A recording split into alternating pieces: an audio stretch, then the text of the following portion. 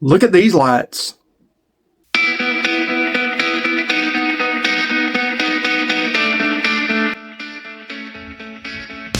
Welcome back to the channel. I'm your host, Ken Johnson. So today, what we're going to be doing, my wife's Chevy Equinox, like so many headlights, has gotten yellow over time.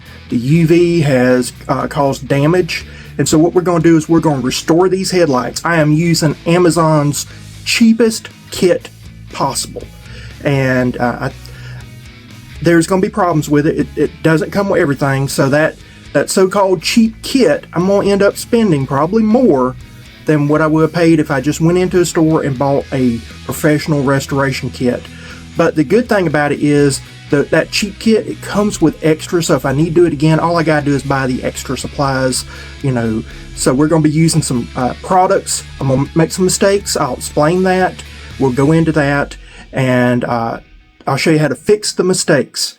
That's the reason why I leave my mistakes in the video, so you know how it is, what I did wrong, because some things, life happens, things happen. So I try to be totally transparent with you. I hope you enjoy this video. Alright, so we're going to try to restore some headlights using the cheapest headlight restoration kit on Amazon. So this is what it comes like. There are no instructions except for on Amazon. So you have to go to the Amazon store and read their instructions. There's one green pad, scouring pad, then you got this kind of brick colored scouring pad, then you got a kind of a grayish scouring pad, a kind of an orange scouring pad. You got some 320 grit sandpaper. You got 600 grit and 400 grit.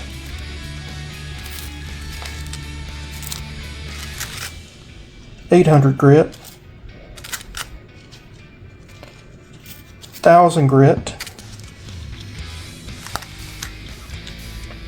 2000 grit, 3000. There's some of these, looks like a pad with some Velcro to it. And then you got this right here.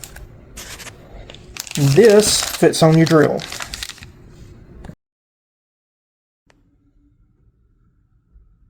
Before we get started with everything, I need to say something. I'm here at the automotive place because, well, really for two reasons. First of all, the kit did not come with any type of compound to polish, and it didn't come with a product that is a finishing product that protects from UV light. Any kit that you buy should have that. This kit is cheapest on Amazon, so they did not have it. You need those products, and I'll show that to you. The other thing, well, two more things. Another thing, remember, is wear some work clothes, not good clothes. I got compound all over me because I wasn't paying attention. And then this goes back to what I was originally going to say. I had something emotional today that was emotionally draining. Something that I probably shouldn't have made this video after dealing with it. I started doing the video anyway. I did not take the necessary steps to protect the car paint before I started. I was not in the right frame of mind. I was not thinking. So I had to come to the automotive place, get another product that will fix the paint issue that I caused. So before we do this video, remember, I'm not a professional. Just because I have a channel does not mean I'm a professional. Just because I'm showing you how I do it does not mean I know what I'm doing or that I'm doing it right. I'm just showing you what I did and how I did it. That's it. A lot of people, they appreciate that. And I try to show my mistakes. Before you do anything, you should tape off and protect the car at all times. I did not do that. So I thought I was fine. I wasn't in the right frame of mind. I wasn't thinking straight. I shouldn't have been doing it, period. Now I've got to fix it. I'll show you how to fix it. It's an easy fix, and we're good to go. So I've got my drill here, and what I did is I inserted the attachment and put on the big green scouring pad. So you work in reverse. So as I showed you, you start off with the scouring pads, and what I'm going to do is I'm going to take some Dawn dishwashing soap with some water, and just spray this down so I got a good wet surface, and also use it to help clean some of the debris off.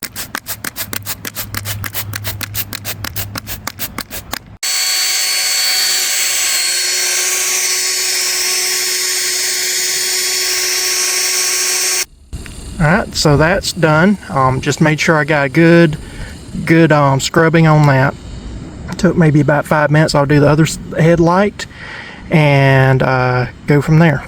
Now all I'm doing is taking my hand or a rag and wiping the debris off this and rinsing it clean so I can do the next step. Now we move on to the next scouring pad with some soap and water. This is the brick color. Okay, we're going to go on to the next headlight and get that going. Now we'll just take a microfiber towel or rag and just kind of get all this plastic debris off. You know, you think about it, for the diminishing returns that a vehicle is, as much as car companies make off of this, that they would at least go back to glass or some type of Gorilla Glass or something other so that it wouldn't yellow so much. That's annoying. And also make sure you don't have good shoes and pants like I do on, because it's going to get plastic soap stuff all over. Now on to the kind of blackish gray scrub pad. A good rinse off later. You can see it's already drying. It's cloudy and hazy over, but where it's wet, you can see it's kind of clear, giving you an idea of where you're going. There are some scratches in there naturally. Right now I'm not worried too much about the paint. I'll get that took care of, but we'll put some polish or put some wax on it.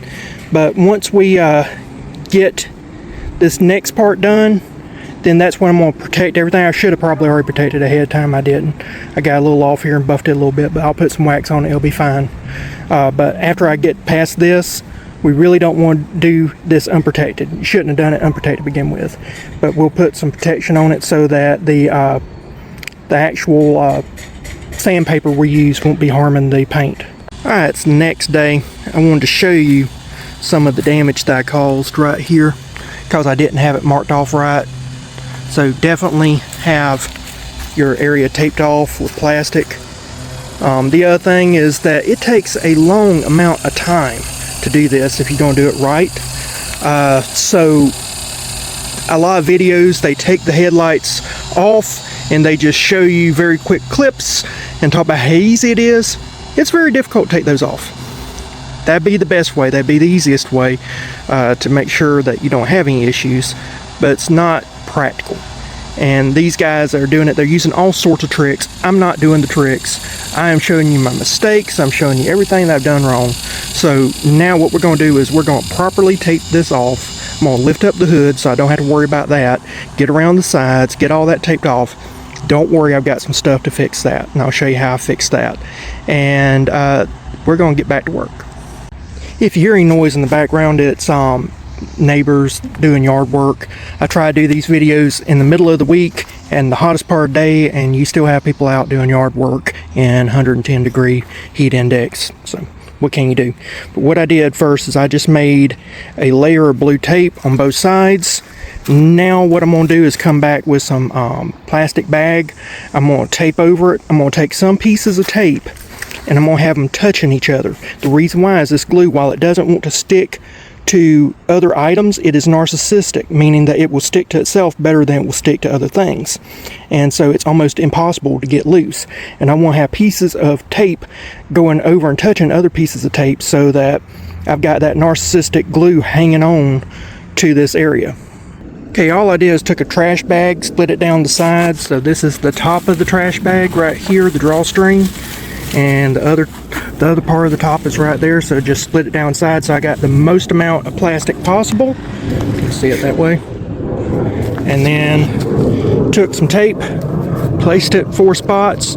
That way I can come back over it, and I'll show you what I'm doing. Okay, so I draped the plastic over, and I come over just a little bit shy, so I got some tape to tape on too. Alright, so like when I come here, I'm just going to come to like right there, and then that way I've got tape taping onto tape. I'm not actually, you know, that way you got something like here. You can see this, it's actually taped onto tape. All right, now that leaves this free, and then what I'll do is I'll put a piece of doubled over tape on this side here, and that will leave some exposed glue. And then when I come back, I'll come like this, and then that will actually hold on. So I'll flip that over. I'll show you that. Here's the doubled over tape piece. Then I rolled that back on itself a few times and taped it. Now that's holding it together, and then I'm putting another piece of tape over that so I don't have any to stick them on there. Now that will actually hold on better because I've got multiple points holding on glue to glue. Now we're just going to continue this on. Again, as you can see, I'm leaving about, I don't know, an inch almost, 3/4 of an inch away so that tape can stick onto the tape. There's some glue rolled over on itself, stuck to the tape. Now I'll start rolling the glue on top of the glue, or on tape, and then stick that on, and then I'll put a piece of tape over it, and that's that. Alright, I won't show you the rest of it. I'll show you when it's all finished up, but that's how you do it. Again, there is no reason why automotive manufacturers make us have to do this crap. Just because they're trying to say, what, 50 bucks maybe for glass instead of plastic? They're cheating us multiple ways, and they're saving the profits for themselves. It's kind of like when I was a child, GM Motors, it was well known back in the day, they did not put safety belts in the cars because it's going to run about $50 to $90 depending on the vehicle and type of safety belt. So for a long time they did not put safety belts in their vehicles because they wanted to save the money and keep the profits, until the federal government made them put safety belts in. And the only reason why the federal government did anything is because there was a public outcry. There needs to be a public outcry that we have glass headlights once again. If not regular glass, Gorilla Glass, something besides this nonsense. Alright, there we go. What I did is I just took little pieces of tape and taped down the sides so that it wouldn't get in the way. Now we're ready to start the process of sanding. This right here is 320 grit wet dry sandpaper, so that's what we're going to use. With that on my drill, I got some water. We'll spray it and start sanding. Alright guys, so one of the things I wanted to mention is that they have a pad in here, and I did not add the pad, and it was skipping. I was wondering why it was skipping around. It's because I didn't put the pad on. So you do want to have a pad there so it can go around all these curves. But I've already got this done. I'm going to do the other light, and then we'll come back with a different strength or different grit of sandpaper. Now we got the 400 grit sandpaper that we'll start working with. Alright, that's the 400 after it's been rinsed off. Now I've got 600. Let's get started with it. Now time to do 800 grit. I don't think I've been telling you what I've been doing. So as I'm holding this, right now I've got my camera with the other hand, but I've been spraying as I'm going along, and I just do one line back and forth over and over and over. And then, so I change out the pad, and then I go to the other side and do the same thing. So now we're at 1000 grit. Now we're to 2000 grit. So we're going to do that. Right now we're up to the 3000 grit. Alright, so you can see it's a lot better than what it was, but still got a cloudy haze to it. We're working on that. But now we're to the buffing compound. Now you can use a bunch of different ones. Meguiar's has a different line that's better than the Plastex, but this is all that they had at AutoZone. So Plastex, what you do is you put it on the sponge, and then do like you've been doing with the sander, and you just buff it out. Then before it dries, you got to take a cloth and clean it up. Get it all off. So we're going to come back do that. Alright, here it is on the foam applicator. What I'll say is if you'll just kind of dot it on here too, it doesn't dry that fast, and that'll keep it from splattering a little bit. Not much, but it'll help out a little bit. Now right here is where most YouTube videos showing how to restore a headlight, they would do an outro and they'd really be doing you a disservice. Because that right there, in just a few months, would start yellowing. It has no protection. And that's where something like this is a headlight coating from Meguiar's. I'm not sponsored by Meguiar's. I had to pay for this out of my own pocket. Meguiar's is just really good. Now, Blue Magic, I love Blue Magic, but they're hard to find. They have a compound that saves all the sanding, and they're supposed to be really good for that. And if you could get the Blue Magic compound and the Plastex from Meguiar's, you could do probably a good job, not as good as this, but almost as good a job, and then come back with this Meguiar's headlight coating.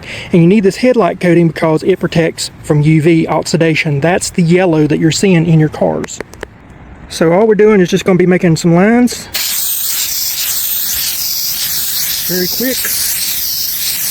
Alright, no runs, nothing like that. Let it sit. Do the other side. And I know that I seem like I'm going off on a tangent talking about the importance of glass, but this is a safety issue. And if a seatbelt is a required safety element, then some type of clear non-yellowing lens on a car headlight should be a safety element required by the government. Now that's dried, I have to do a second spray.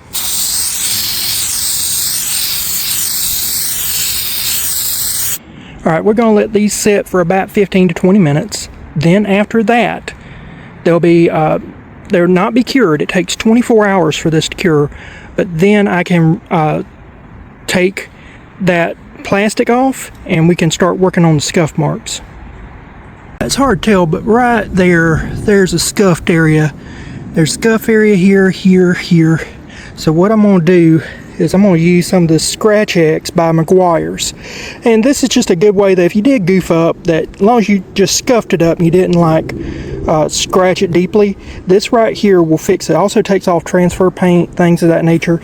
So pretty good all around product. Meguiar's and Blue Magic, I love those two brands so much when it comes to cars. Now I'm sure there's other brands that may be better, but those have always been really good for me. So what I'm going to do is I'm going to just put this on a towel. You're supposed to use a foam pad, but I don't have a foam pad that's clean right now, so we'll just use a towel and start working this in. Just work it in. You don't have to do much. Don't take much.